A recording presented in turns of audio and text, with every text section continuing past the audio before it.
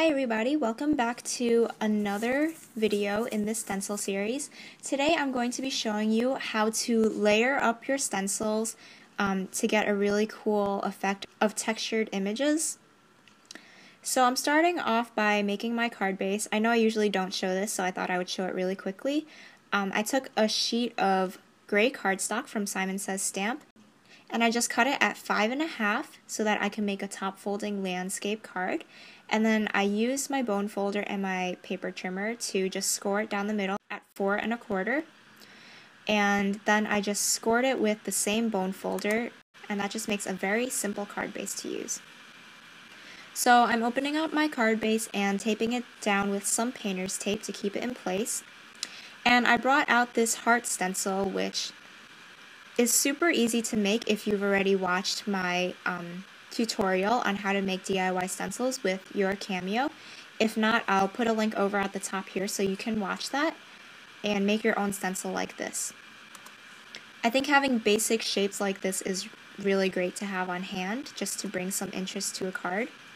And I'm also bringing out another stencil of these daisies, which I just bought a design on the Silhouette store and cut it out as a stencil instead of just a normal die cut background. And I'm just placing this on top of the heart and making sure I have the flowers positioned inside the heart exactly as I want them, and I'm taping that down with painter's tape as well. And then I brought in some red ink. The color I used was Fired Brick Distress ink, and I'm using my ink blending tool to just place that down. And like I've showed you previously, I had sprayed the back of this stencil with spray adhesive, and this stencil in particular was really important to do this. The heart stencil I actually didn't because that's a very simple stencil and taping the edges would be fine, but when you have an intricate stencil like this one with lots of areas that can move around easily, the spray adhesive really comes in handy when you're using an ink blending tool. So I'm just spreading the ink around, and you'll see that once I pull off both layers of stencils, you get the effect of the daisies only in the area of the heart.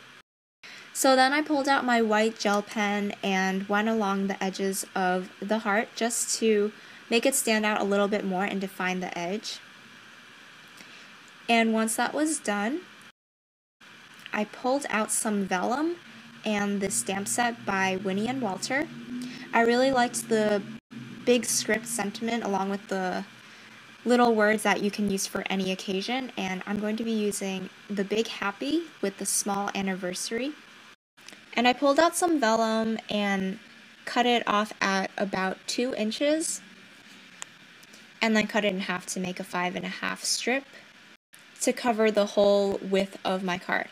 And I'm using vellum because I want to see all of the background that we created with the layered stencils, because I think that if you're going to go through the trouble of making something so pretty, you might as well let it show through. So vellum is a great choice for this, and I'm going to be doing some heat embossing, so I just rubbed it down with my anti-static powder tool, and I'm covering my stamp with Versamark ink and stamping it down.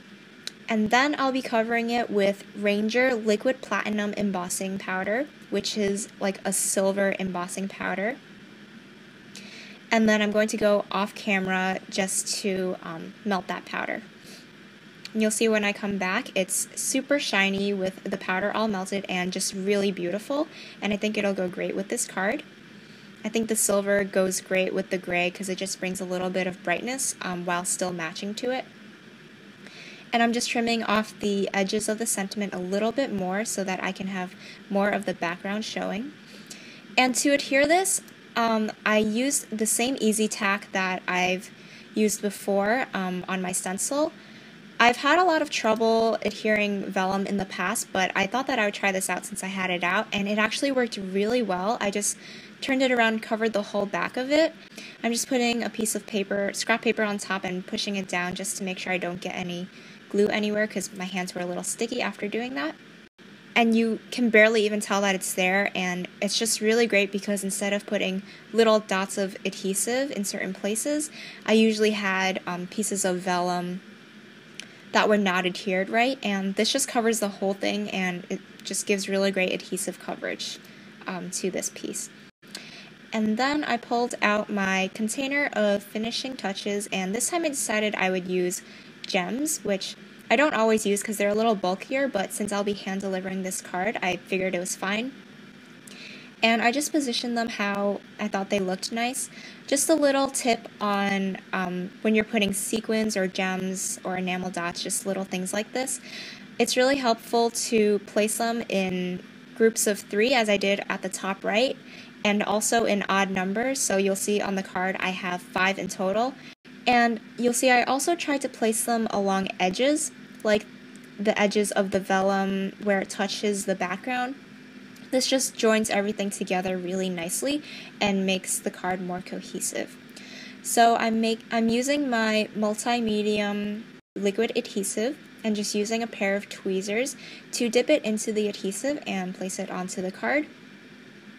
And I just have my stamp pad down on the lower right just to keep the card closed so the little gems won't fly over everywhere while I'm gluing them down. And after that's done, I am finished with the card. Here are some close-up photos. I hope you enjoyed this card. If you're interested, I have some more videos for you to watch in this stencil series. I have more info on my blog if you want to see the supplies I use. I'll have all the links there. Thank you for watching, and I'll see you again soon.